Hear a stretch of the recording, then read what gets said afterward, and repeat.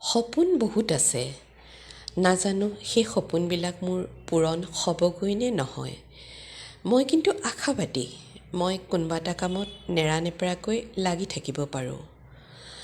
ৰাতিপুৱাই ৰুটি বনাই নিজেও খালোঁ আৰু এয়া চাওক চৰাইৰ কাৰণে ৰুটিবিলাক সৰু সৰুকৈ ছিঙিও ল'লোঁ। এনেদৰে মই সদায় ৰাতিপুৱা চৰাইক ৰুটি দিওঁ, দুপৰীয়া ভাত দিওঁ, চাউল দিওঁ আৰু ৰুটিখিনি দিয়াৰ লগে লগে চাওকচোন এই শালিকা চৰাইকেইটা কেনেকৈ খাবলৈ আহিল। মোৰ ইহঁতক চাই থাকি খুব ভাল লাগে। মই মোৰ ল'ৰাটোক কওঁ, মই বাৰু কেতিয়াকৈ এনেকৈ বহুত চৰাইক একেলগে খাদ্য দিব পাৰিম। ভগৱানে বাৰু মোক সেইখিনি শক্তি দিবনে? মই আশাবাদী, নিশ্চয় এদিন পাৰিম। কাৰণ এই যে চৰাইকেইটা খাবলৈ আহে, এই চৰাইকেইটা মোৰ বাবে হ'ল শান্তি আৰু আনন্দৰ উৎস। ইহঁতৰ কাৰণে মই সকলো কৰিবলৈ ৰাজি আছোঁ। নমস্কাৰ, সকলোকে স্বাগতম জনালোঁ মোৰ অন্য এটি ভিডিঅ'লৈ। আশা কৰোঁ সকলো ভালেই আছে।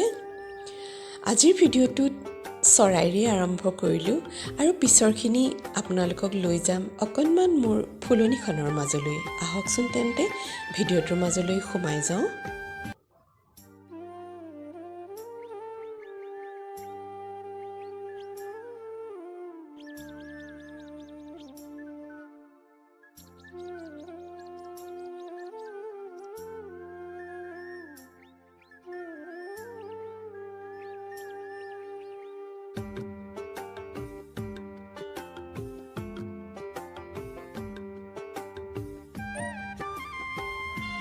এইবাৰ এই ষ্টেপকেইটাতে অলপ ফুল ৰাখিলোঁ আৰু এইফালে মই পাকঘৰৰ পৰা ওলোৱা সোমোৱা কৰিব পাৰোঁ বাহিৰখনলৈ আৰু তাতে কেতিয়াবা কাপোৰ কানি মেলোঁ শুকাবৰ কাৰণে। এইবাৰ ভাবিলোঁ এই ষ্টেপকেইটাতে কিছুমান ফুল থওঁচোন। দুৱাৰখন খুলি দিলে যেতিয়া ফুলখিনি দেখোঁ ভাল লাগে মনটো।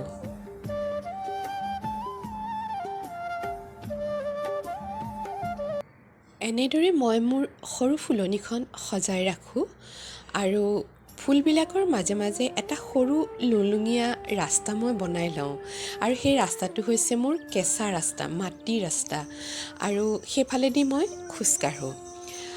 মাটিৰ আমেজটোও পাওঁ। আজিকালিতো চহৰ অঞ্চলত চোতাল নাইকিয়াই হ'ল। আছে চোতাল, নাইকিয়া নহয়, চোতালবিলাক পকী হ'ল। গাঁৱৰ অঞ্চলতহে আপুনি সেই মাটিৰ পৰিৱেশটো পাব। আমাৰ শৰীৰৰ কাৰণে মাটিৰ টাচটো বহুত দৰকাৰী নহয় জানো? আৰু সেয়েহে মই সেইকণ ঠাইত খোজকাঢ়ি খুব ভাল পাওঁ আৰু সদায় ৰাতিপুৱা অকণমান খোজকাঢ়োঁ তাতে। খোজকাঢ়োঁ মানে মই খালী ভৰিৰে খোজকাঢ়োঁ।